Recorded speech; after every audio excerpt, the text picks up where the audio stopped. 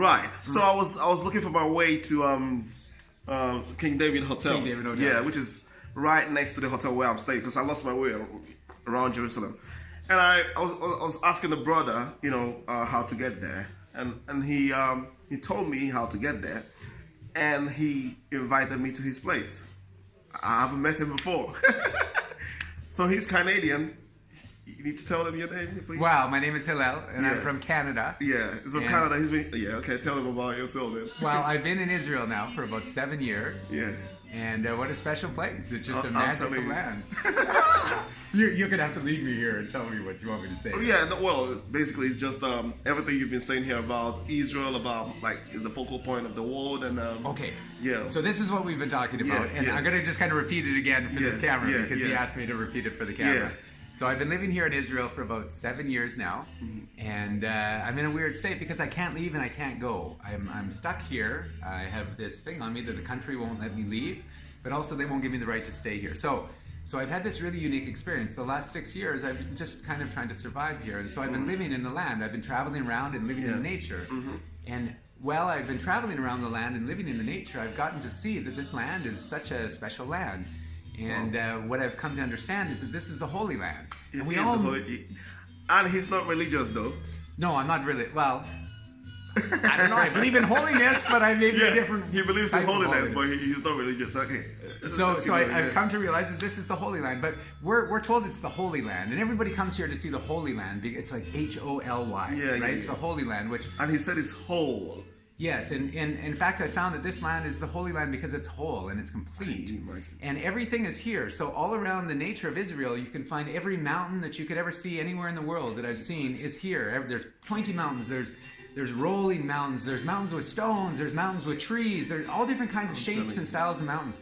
And there's every kind of flora and fauna here that grows anywhere in the world. So all of there's a saying here that every plant that grows anywhere in the world has a place where it can grow in Israel, except for coconuts, they say. But there is actually a story that there is a couple of coconut trees growing somewhere. But they say that every plant will grow within this little space of land. There's an ecosystem where every plant can grow. It doesn't matter if it's tropical or like from the Siberia. Can you imagine that? And so it's amazing. So you have all of these landscapes, you have all of this flora and fauna. The land itself of this whole land, or this complete land, it touches both oceans, one through the Mediterranean and one through the Red Sea. So it's actually connecting both of the oceans in this one little narrow strip of land, therefore making it whole and complete again. You also have all of the people from all over the world here. All over the world, and all of the religions from all over the world here. So as you go around this land, you see that this land is really whole. It's a complete representation of everything you can find everywhere else in the world is brought into this one little place to be held in perfect balance of all of this diversity. I'm telling you. And now when you come into Israel, so for the last 6 years I've lived out in the nature of Israel, and a year ago I found this beautiful place. Just a miracle came upon and brought me into this place. I have nothing here, and somehow we found this place, and we've been keeping it for a year now.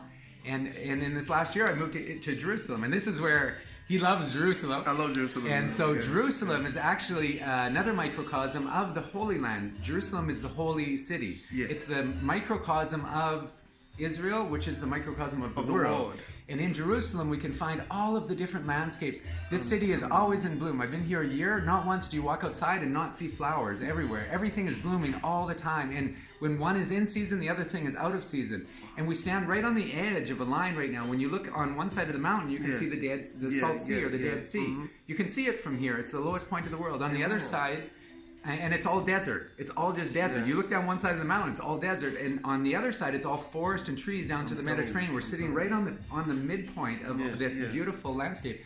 And Jerusalem contains everything. It's the holy city because it's whole, it's complete, and everything is here. Thank you very much. Yes, that's what I think you wanted me to say. I'm telling you, it's so educative. And while he was speaking, I was thinking about the whole thing he was talking about, and I said, no, we need to get this on video, and that's why I'm recording this now. And I want to say thank you very much to the viewers. I'm going to put this on YouTube, I'm telling you. Wow. Will do. If you guys are going on YouTube, check us out. We're just setting up a new project here. We are going to hold a space of kindness in Jerusalem, because if this is a microcosm of the world, and there's a stone just over here underneath that big golden dome, it's the stone where the world was born, where the world started. That's the story, and that's why this big dome, the big golden dome, is built upon this stone, and underneath that dome is this stone. And all of the stories and all of the religions, if you look back to them, they all say that the world began upon this stone. So what we are is we're in the center of the world, where the world began. And we've decided to hold a space of kindness here because we find that there's so many different places around here which are all kind of possessive. This is my church. This is my place. This is So what we're starting here in the place where the world began is we're starting to hold a space of kindness. And we have a whole project we're rolling out. We're starting to call it the Canada Kindness Center. So you can look it up. It's Canada Kindness Center. Yeah, CanadaKindness.net. The website isn't ready yet, but it's going right away. But get ready to check it out. It's going to come soon. And we're going to hold the space of kindness in the center of the world, where the world began. And I think if we hold the space of kindness here, I think it will spread out naturally to the rest of the world. And we're in dire need of kindness these days. So I think this is a wonderful project, and we're very excited about it. And we've been going full power for the last 6 months, just getting everything ready for this. So okay, before I stop the video, I'm going to ask you one question. What prompted you to invite a stranger to your home? He doesn't know me from anywhere. He just met me on the streets. And then he told me, oh, let's go have some coffee in my home.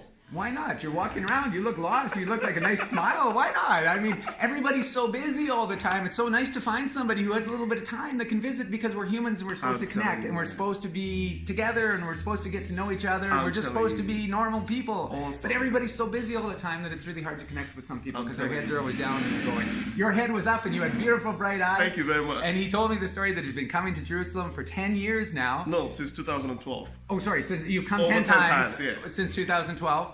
And wow, it's magical. Times are changing, and these are special days. And he came to Jerusalem the same year, 2012. Yes, we were just talking that there's a cycle that many of us started on. Probably if you all look back on your life too, you'll see that in 2012 something happened. Yeah, something changed, and you started a new cycle. And what's happening right now? This is 7 years later. There's 7-year cycles in nature. And we're coming out of this kind of incubation period, which we were all in for the last 7 years, and something new is being born through all of us. And so you can feel it, and I'm sure all of you can feel it. We can all feel it. It's been really intense these last few weeks, and it's very exciting times. So lots of things are about to change in the world, and very good things are coming. Amen. Yes. So I say thank you very much for watching, and shalom. Shalom.